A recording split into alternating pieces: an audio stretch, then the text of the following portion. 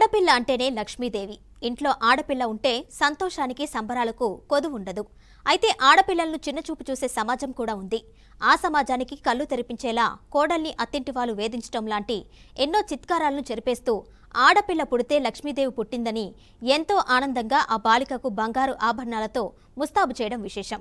ఆ పాప పుట్టిన నాటి నుంచి ప్రతి నెలకొక వేడుకను నిర్వహించడమే కాదు, పాపకు 10వ నెలలో 18 లక్షల రూపాయలతో అలంకరించి వేడుక నిర్వహించి ఆ తల్లిదండ్రులు ముచ్చటపడిన సంఘటన మహబూబాబాద్ జిల్లా కేంద్రంలోని వెంకటేశ్వర బజార్లో జరిగింది.